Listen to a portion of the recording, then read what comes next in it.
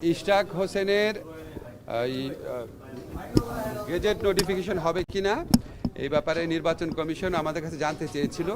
তো নির্বাচন কমিশন তো আসলে একটা সাংবিধানিক প্রতিষ্ঠান, তা আমাদের মতামত জানার আসলে প্রয়োজন ছিল না, কারণ ওনার সাংবিধানিক প্রতিষ্ঠান, ওনারা সাংবিধানিক প্রতিষ্ঠান, ওনাদের সিদ্ধান্ত ওনাদেরই নেওয়ার কথা। আমাদের কাছে যখন মতামতের জন্য পাঠিয়েছিলেন তখন আমরা সংশ্লিষ্ট আইন কর্মকর্তাদের সাথে কথা বলেছিলাম। কথা বলে আমরা যেটা জেনেছিলাম যে নির্বাচনী যে প্লেইন্ট আছে সেই প্লেইন্ট নাকি পরিবর্তন করা যায় না, কারণ এটা হাইকোর্টের রায় আছে, এটা নাকি কোয়াসি সিভিল ম্যাটারে প্লেইন পরিবর্তন করা যায় না। তো ইশরাক সাহেব বোধহয় আপনার পরে প্লেইন পরিবর্তন করেছিলেন, সেই জন্য আমরা একটু দ্বিধান্বিত ছিলাম যে এটা আসলে গেজেট নোটিফিকেশন হবে নাকি এটাকে আপিল করতে হবে, এটা নিয়ে আমরা একটু দ্বিধান্বিত ছিলাম। তো নির্বাচন কমিশন আমাদের মতামতের জন্য অপেক্ষা করেন নাই, ওনারা নিজেরা গেজেট নোটিফিকেশন করেছেন। এটা ছাড়া আমার আর কিছু বলার নেই। স্যার, এখানে একটা ব্যাপার যে অনেকে বলছে যে এর মাধ্যমে আওয়ামী লীগের আমলের নির্বাচনকে অনেকে ভোটারবিহীন বা অবৈধ নির্বাচন বলছে, এটা লিগ্যালাইজ করা হলো, আপনি কি মনে করেন? এই ব্যাপারে আমার কোনো বক্তব্য নাই, এটা আসলে নির্বাচন কমিশনের ব্যাপার। এটা আসলে যারা এরভাবে আপনার মামলা করে বা প্লেন পরিবর্তন করে বিজয়ী হতে চাচ্ছেন ওনাদেরকে জিজ্ঞেস করেন।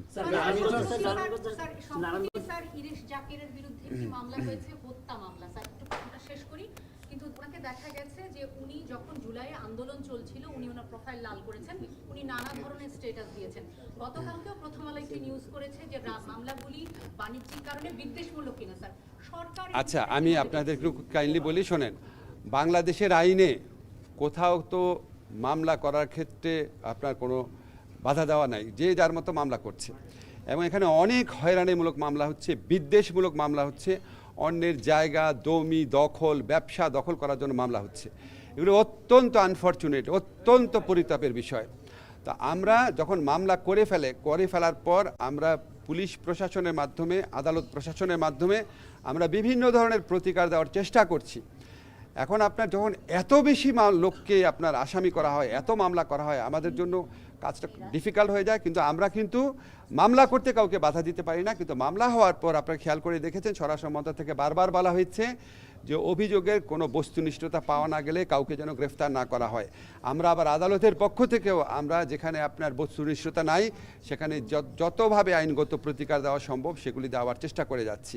তো এখন আপনার কিছু কিছু ক্ষেত্রে আপনি যে ইরেশ জাকেরের নাম বলেছেন, এরকম ছাড়াও আরও অনেক ক্ষেত্রে কিছু কিছু মামলা হয়েছে যেগুলি আসলে আপনাদের কাছে আমরা একটা অনুরোধ করব, এই মামলাগুলো যারা করে আপনারা একটু তাদের কাইন্ডলি খুঁজে বের করেন না, খুঁজে বের করে একটু মামলাটা সম্পর্কে জিজ্ঞেস করেন, তাদের উন্মোচন করেন।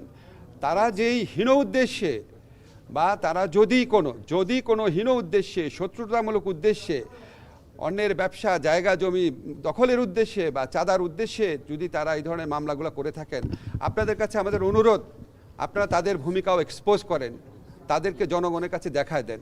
আমরা সরকারের পক্ষ থেকে আরও কী ব্যবস্থা নেওয়া যায় আমরা সারাক্ষণ এটা চিন্তাভাবনা করছি। প্রয়োজনীয় আইনগত যদি কোনো সর্বতভাবে চেষ্টা করব।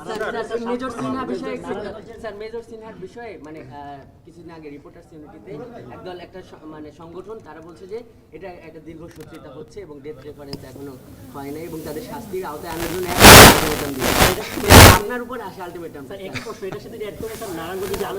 আচ্ছা, আমি আপনাদের বলি যে যেই সমস্ত মেজর সিনহার যে আপনার হত্যা মামলা, এটা একটা পাশবিক হত্যা ঘটনা ছিল। আমাদেরকে কি বলবো আর কি, মানে আমরা সবাই শোকাচ্ছন্ন ছিলাম, সবাই আমরা বিচার চেয়েছি। 7 খুন, বর্বরচিত একটা খুন হয়েছে, আমরা এটার বিচার চেয়েছি।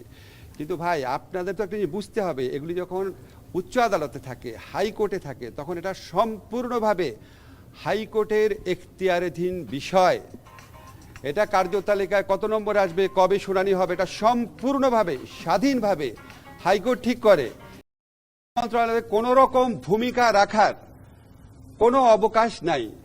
তো আমি যারা এই সমস্ত কমপ্লেইন করেন আপনাদের ইমোশনের প্রতি শ্রদ্ধা জানিয়ে বলছি, প্লিজ একটু সত্যি জিনিসটা জানার চেষ্টা করেন, এটা সত্যিকার পরিস্থিতিটা জানার চেষ্টা করেন। না হতে অহেতুক কাউকে ব্লেম করলেন বা অন্য কোনো মন্ত্রণালয় ব্লেম করলেন, এটা তো কোনো সমাধান আসবে না। তো আমরা আশা করব, আপনাদের মতো আমিও আশা করি আমরা কোনো দ্রুত এটার আপনার বিচার সম্পন্ন হয় এবং যারা দোষী সাব্যস্ত হবেন তাদের জন্য মানে সর্বোচ্চ শাস্তি হয়। নাগরিক হিসাবে আশাবাদ ব্যক্ত করছি।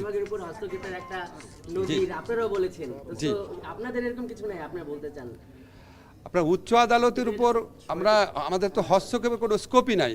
এখন আমরা আগের সরকার যে ছিল সেটা তো একটা ফ্যাসিস্ট গভর্নমেন্ট ছিল, তারা তো কোনো নিয়ম নীতি মানতো না, তারা চিফ জাস্টিসকে পর্যন্ত মানে কি বলবো গলা ধাক্কা দিয়ে দেশ দিয়ে বের করে দিয়েছে। আমরা তো সেটা সরকার না, ঠিক না? আমরা উচ্চ আদালতের স্বাধীনতার প্রতি অত্যন্ত শ্রদ্ধাশীল। আমাদের কোনো এখতিয়ারই নাই উচ্চ আদালতের মানে কবে শুনানি করবে, কত দ্রুত শুনানি করবে সেটার ব্যাপারে কিছু বলার। আমাদের একমাত্র যেটুকু রোল থাকে অ্যাটর্নি জেনারেল অফিসের মাধ্যমে, সেটা আমরা সম্পূর্ণভাবে সেই দায়িত্ব পালন করি। সেটা তো আপনার মানে প্রতিদিনের ব্যাখ্যা করার বিষয় না, তাহলে তো আপনার আমাদের গোপনীয়তার শর্ত বা কোনো কিছুই থাকে না। আসিয়ার ধর্ষণ হত্যা মামলার আমরা জানি শুরু হয়েছে স্যার, সাক্ষ্য শুরু হয়েছে স্যার, এটা কি পর্যায়ে আছে? আসিয়া হত্যা মামলা লাস্ট যেটা আপনার গত বুধবার এটা আপনার বিচার কাজ শুরু হয়েছে, কারণ এটা চার্জশিট পেতে একটু দেরি হয়েছিল। এখন চার্জশিট ছাড়া তো কোনো বিচার কাজ শুরু হতে পারে না, তো আপনি জানেনই। এখন বিচার কাজ শুরু হয়েছে বুধবার, তারপরে আপনার যে ওয়ার্কিং ডে কার্যদিবস, আমরা যখন দিন বলি লয়ের ব্যাখ্যা হচ্ছে দিন মানে হচ্ছে কার্যদিবস। এখন এটা এই বুধবার বোধহয় সামনে বুধবার, আজকে হচ্ছে আপনার সোমবার, এই সপ্তাহে হয়তো ষষ্ঠ কার্যদিবস হবে, আগামী রোববার হবে এটা সপ্তম কার্যদিবস। তা আমি একটা আশাবাদ ব্যক্ত করেছিলাম সপ্তম কার্যদিবসের মধ্যে হবে, আমার একটা আশাবাদ ছিল। আমরা নিম্ন আদালতে জানি এটা সর্বোচ্চ গুরুত্ব দিয়ে এই মামলার বিচার করা হচ্ছে। আমার মনে হয় না তেমন একটা ব্যত্যয় হবে, আমরা খুব দ্রুত ইনশাআল্লাহ রায় পাবো।